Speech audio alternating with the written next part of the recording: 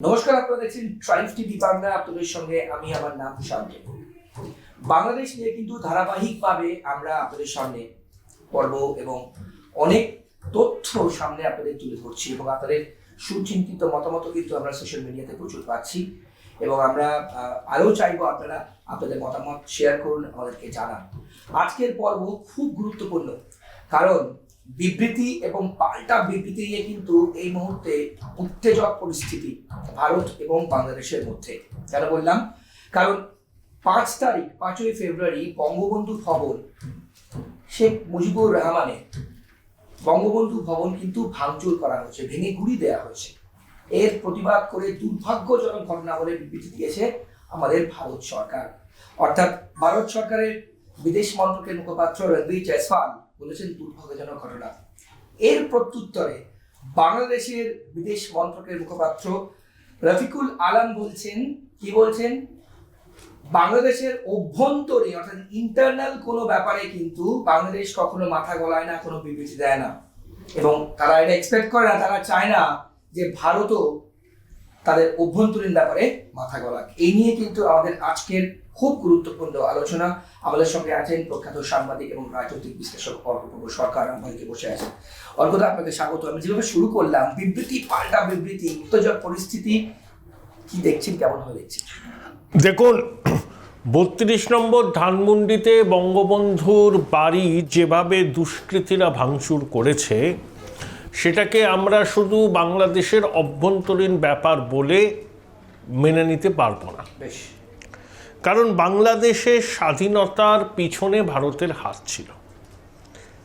মুক্তিবাহিনীকে ভারতীয় সৈন্যরা প্রশিক্ষণ দিয়েছিল এবং পাকিস্তান সেনারা বাংলাভাষী মানুষের উপর যে অকথ্য অত্যাচার করছিল, সেই সময় তৎকালীন প্রধানমন্ত্রী ইন্দিরা গান্ধী সারা বিশ্ব জুড়ে পাক সেনাদের অত্যাচারের বিরুদ্ধে জনমত সংগ্রহ করেছিলেন এবং শেষ পর্যন্ত ডিসেম্বর মাসে 71 সালে ভারতের বাহিনী, মুক্তি বাহিনী যৌথভাবে পাকিস্তান সেনার বিরুদ্ধে লড়াই করে এবং 16ই ডিসেম্বর নিয়াজি আত্মসমর্পণ করেন 93,000 সৈন্য নিয়ে।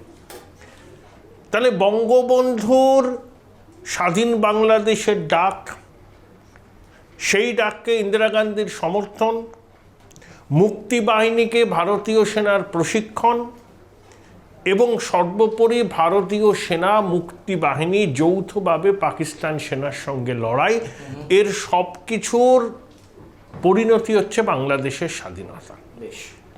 তাহলে 32 নম্বর ধানমন্ডি নিছক একটি বাড়ি নয়, এটা ভারতীয় উপমহাদেশের ইতিহাস যতদিন থাকবে, যতদিন মুক্তিকামী বাঙালির চেতনা থাকবে, ততদিন 32 নম্বর ধানমন্ডির ঐতিহ্য বজায় থাকবে এবং ভেঙে দিয়ে, আগুন জ্বালিয়ে দিয়ে মুক্তিযুদ্ধের চেতনাকে বাঙালির মন থেকে মুছে ফেলা যাবে না। এবং সেই জন্যই ভারত সরকারের বিদেশ দপ্তরের মুখপাত্র এই কথাটাই বলেছেন এবং বাংলাদেশের বিদেশ দপ্তরের মুখপাত্র যে কথা বলছেন সেটা সত্যের অপলাপ ছাড়া আর কিছুই নয়।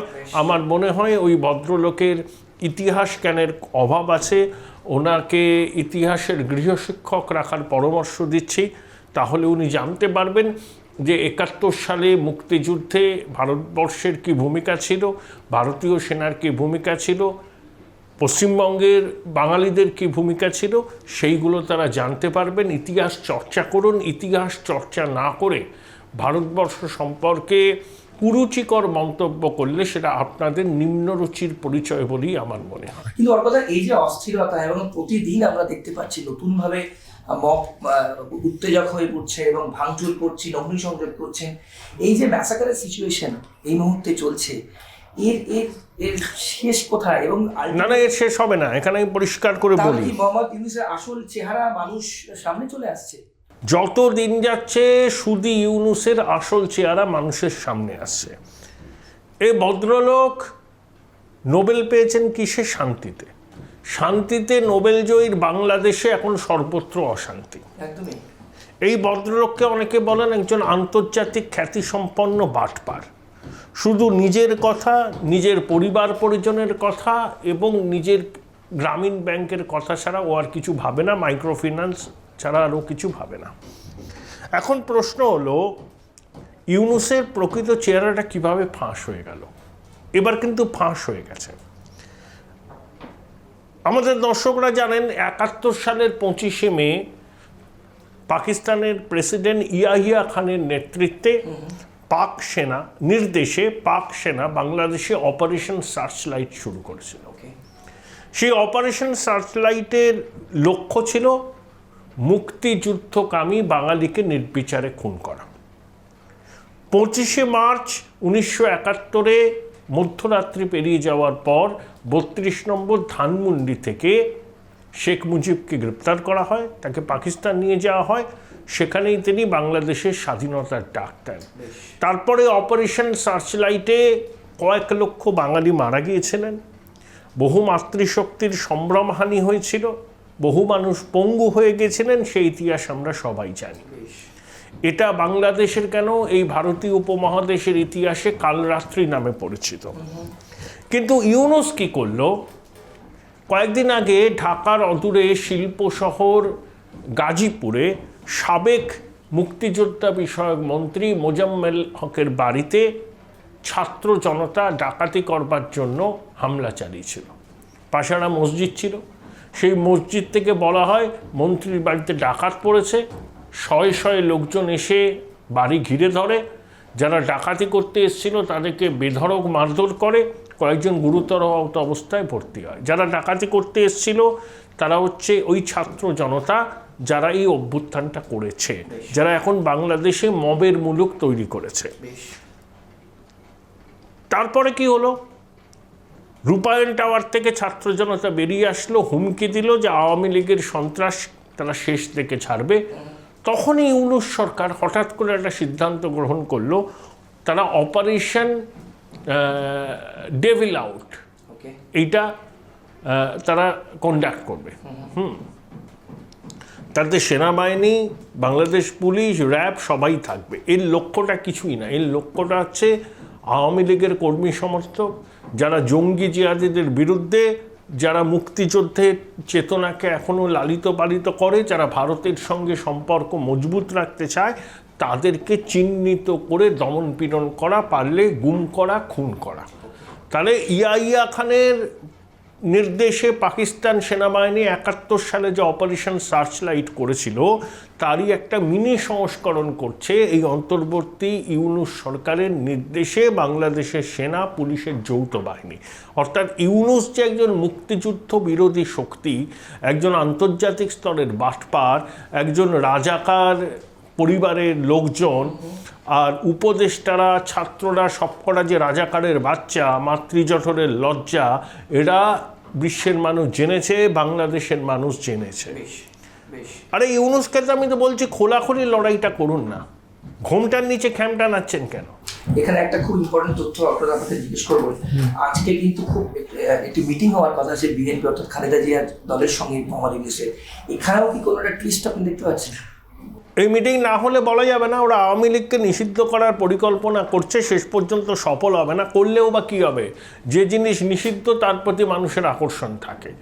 বাংলাদেশে ইউনূসকে যেতেই হবে। ওর ওই ঘোমটার নিচে খ্যামটা নাচ আর বেশি দিন সহ্য করা যাবে না। ও মুক্তিযুদ্ধের চেতনাকে ধ্বংস করতে চাইছে, মুক্তিকামী বাঙালিকে খুন করতে চাইছে, গুম করতে চাইছে, করে বাংলাদেশকে ইসলামী জঙ্গি রাষ্ট্রে পরিণত করতে চাইছে।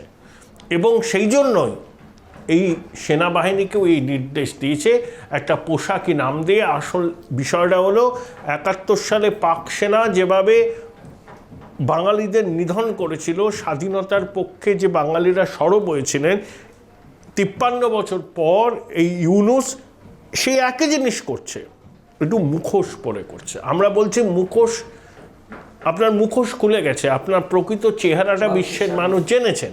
হ্যাঁ, এবার আর ঘোমটার নিচে খ্যামটা নাচবেন না। আপনার যদি লড়াই করার হয় মুক্তিযুদ্ধ বিরোধী শক্তি, এই মুক্তিযুদ্ধ পক্ষের শক্তির বিরুদ্ধে, ধর্মনিরপেক্ষতার বিরুদ্ধে, আপনি সরাসরি লড়াই করুন। বাংলাদেশের মানুষ বুঝে নেবে আপনার কত দম।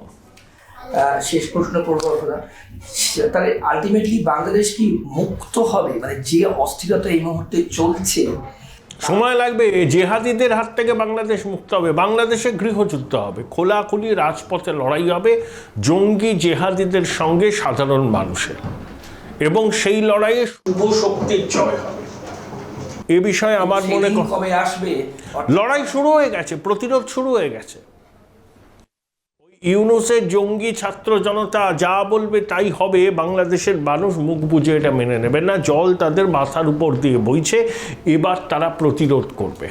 জগদা, এই যে ধরুন বিবৃতি পাল্টা বিবৃতি, শেষে জিজ্ঞেস করো আপনাকে, এরপর ভারত সরকার কি কোনো স্টেপ নেবে কিংবা কোনো বিবৃতি করবে? এত বড় কথা স্টেটমেন্ট বলছেন রফিকুল। ভারত সরকার তো ইউনূসের সরকারকে স্বীকৃতি দেয় না, অন্তর্বর্তী সরকারকে ভারত সরকার পূর্ণ কূটনৈতিক স্বীকৃতি দেয় না, কাজ চালানোর মতো সম্পর্ক। আমি তো বললাম ওই ভদ্রলোকের ইতিহাস জ্ঞান নেই, হয়তো ইতিহাস জ্ঞান থাকলেও ইচ্ছা করে রাজাকারের বাচ্চাদের মতো এই কথাগুলো বলছেন ইউনূসকে খুশি রাখতে। গণমাধ্যমকেও তাই করছেন, সংবাদ মাধ্যম আর কোনো কাজ নেই, শুধুমাত্র বাংলাদেশ নিয়ে আপনারা পড়ে আছেন। বাংলাদেশে হিন্দু নিধন হচ্ছে, বাংলাদেশে সেকুলার পন্থীরা বিপন্ন হচ্ছেন, বাংলাদেশে জঙ্গিরা প্রকাশ্যে আস্ফালন করছে, বলছে একটা ইস্কন দইরা দইরা জবাই কর, ইস্কনকে জঙ্গি সংগঠনের তকমা দেওয়ার চেষ্টা হচ্ছে। ডিজিআইএসআই বাংলাদেশ ঘুরে গেছেন, রংপুরে গেছিলেন, সেখানে লালমনিরহাটে পরিত্যক্ত এয়ারস্ট্রিপ আছে, সেখানে বাংলাদেশ নাকি পাকিস্তান থেকে বিমান এনে রাখবে। আনসারুল্লাহ বাংলার জঙ্গি, আন্তর্জাতিক তার মহল তার সম্পর্কে উদ্বিগ্ন, জসিমউদ্দিন রহমানিকে মুক্তি দিয়ে দিয়েছে। তা আমরা চিন্তা করব না? আরে পিঁপড়ে কামড়াতেও তো লাগে। বাংলাদেশের সেনাবাহিনী হচ্ছে কি বলবো, এরা সেনাবাহিনী নয়, এরা পাড়ার ছেনমস্তান। এরা কোনোদিন লড়াই করেনি, দুজন রাষ্ট্রপতিকে খুন করেছে আর গুম খুন করে, আর যেটা করে সেটা হচ্ছে আড়াল থেকে ক্ষমতা দখল করে কলকাঠি নাড়ে। এটাই হচ্ছে বাংলাদেশের সেনাবাহিনীর চরিত্র। আর বাংলাদেশের বর্তমান যে শাসককুল আছে তারা এই বৃথা আস্ফালন করা বন্ধ করুন। গৃহযুদ্ধ আসন্ন। বিএনপির কি রোল? বিএনপির রোল একটু বাদে বসে যাবে। ওরাও তো মুক্তিযুদ্ধের পক্ষের শক্তি, কিন্তু পরিবর্তিত পরিস্থিতিতে কোনো রকম কম্পালশন থাকতে পারে। যারা মুক্তিযুদ্ধ বিরোধী অবস্থান নেবে বাংলাদেশের রাজনীতিতে তারা টিকতে পারবে না। আমরা এখন দেখছি না যে আস্ফালন, এরা বাংলাদেশের সংখ্যায় কম, কিন্তু এরা অস্ত্র আছে, পুলিশ প্রশাসন নীরব দর্শকের ভূমিকায় আছে। এরা বাংলাদেশের 15%, বাকিরা কিন্তু ভারতের সঙ্গেও সম্পর্ক খারাপ চায় না। 57% আছে যারা ভারতের সঙ্গে সম্পর্ক খুব ভালো চায়, কিছু শতাংশ আছে যারা ভারতের উপর ক্ষোভ অভিমান আছে, কিন্তু তারা ভারত বিরোধী নয়। আর এই মুক্তিযুদ্ধ বিরোধী শক্তি 25%, যেটা 71-এর মুক্তিযুদ্ধেরও বিরোধিতা করেছিল, তাদের হাতেই এখন ক্ষমতা। তারাই জঙ্গি জিহাদি, তারাই হিজবুত তাহরির, তারাই আনসারুল্লাহ বাংলা, তারাই হেফাজতে ইসলাম, তারাই জামাতে ইসলামী। তাদের সমর্থনে ইউনূস ক্ষমতায় আছে, তাই ইউনূসের থোঁতা মুখ বোতা হবে। একদমই। অনেক ধন্যবাদ সময়ের জন্য।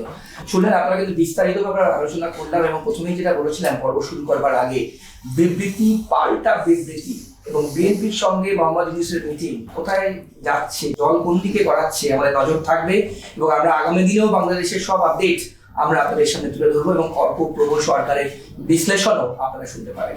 আজ এ পর্যন্তই। অন্যান্য সব খবরের জন্য আপনাদের চোখ থাকুন ট্রাইব টিভি বাংলার পর্দায়। ভালো থাকবেন, শুভরাত্রি, নমস্কার।